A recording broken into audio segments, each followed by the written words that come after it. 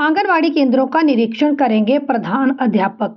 जो आपके आंगनवाड़ी केंद्र का नज़दीकी स्कूल है, वहाँ के जो प्रधान अध्यापक हैं वो आंगनवाड़ी केंद्रों का निरीक्षण करेंगे। प्रधान अध्यापक और अन्य अधिकारियों की उपस्थिति में आंगनवाड़ी केंद्रों में दोबारा से बच्चों की लंबाई संबंधी नाप लिया जाएगा। सरकार ने बच्चों में नाटापन की रोकथाम के लिए एक बार फिर से अभियान शुरू किया है।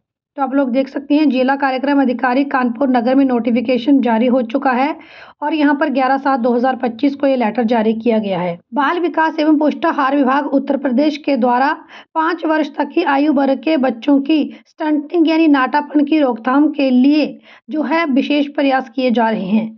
इसके लिए जो आंगनवाड़ी केंद्र है वहाँ पर एक बार फिर से बच्चों की लंबाई संबंधी नाप लिया जाएगा, यानी बच्चों की बॉडी डायमेंशंस को नापा जाएगा। आज के दिन यानी 15 जुलाई 2025 को विशेष अभियान के अंतर्गत कानपुर जनपद के 100 जो हैं सर्वाधिक स्टंटिंग बच्चों वाले केंद्रों में एक बार फिर से छोटे बच्चों की लंबाई और ऊंचाई का नाप लिया जाएगा।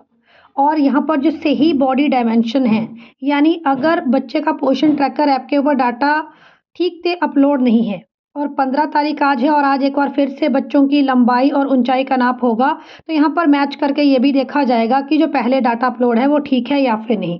और विभाग ने निर्देशित किया है कि जो सही लंबाई और ऊंचाई का नाप है उसे पोषण ट्रैकर ऐप के ऊपर अपलोड किया जाए, डाटा को भी अपग्रेड किया जाए। अब आंगनवाड़ी केंद्रों में जो ये स्टंटिंग अभियान यानी नाटापन की रोकथाम के लिए अभियान चलाया गया है और जो 15 तारीख को आंगनवाड़ी केंद्रों में बच्चों की ऊंचाई और लंबाई संबंधी एक बार निरीक्षण, एक बार नाप फिर से होगा। ऐसे में आंगनवाड़ी केंद्रों के निरीक्षण के लिए संबंधित प्रधान अध्यापक और अध्यापक को इस संबंध में नोडल अधिकारी नामित किया गया है। तो यहाँ पर अभी जो आपके प्रधान अध्यापक हैं नज़दीकी स्कूल के, वो आपके आंगनवाड़ी केंद्र में आएंगे और निरीक्षण करेंगे कि बच्चों की लंबाई और ऊंचाई का नाप बिल्कुल सही से लिया जाए। और बाद में इस जो भी डाटा आप एकत्रित करेंगे बच्चों की लंबाई और ऊंचाई के संबंध में, इसे पोषण ट्रैकर ऐप के ऊपर ऑनलाइन भी अपलोड किया जाएगा। इस कार्यक्रम में साथ में ही संबंधित परिक्षेत्र विकास खंड के खंड शिक्षा अधिकारी एवं बाल विकास परियोजना अधिकारी को परियोजना स्तरीय नोडल अधिकारी और जिला बेसिक शिक्षा अधिकारी को जिला कार्यक्रम अधिकारी कानपुर नगर को जोलन अधिकारी के रूप में नामित किया गया है।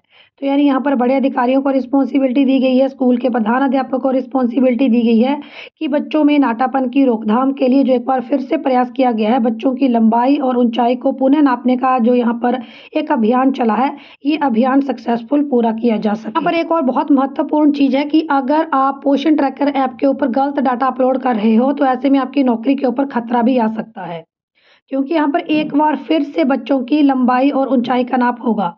तो अगर आपने पोषण ट्रैकर ऐप के ऊपर सही से डाटा अपलोड किया है और जो अब एक बार फिर से आंगनवाड़ी केंद्रों में 5 वर्ष की आयु तक के बच्चों का नाप होगा वो एकदम सही है, तो आपकी नौकरी बिल्कुल सही मोड़ पर है। लेकिन एक बार फिर से ये अभियान चलाया गया है, फिर से लंबाई ऊंचाई का नाप होगा। ऐसे में अगर पोषण ट्रैकर ऐप के ऊपर आपने इससे पहले डाटा ठीक अपलोड नहीं किया है तो ऐसे में विभाग आपके ऊपर कार्रवाई कर सकता है। इसीलिए बच्चों की जो वजन संबंधी, ऊंचाई संबंधी, लंबाई संबंधी नाप है उसे ठीक से लें और ठीक ही पोषण ट्रैकर ऐप के ऊपर अपलोड करें। All India anganwadi news update पाने के लिए चैनल को सब्सक्राइब करें। वीडियो अच्छा लगा है लाइक शेयर भी जरूर करें।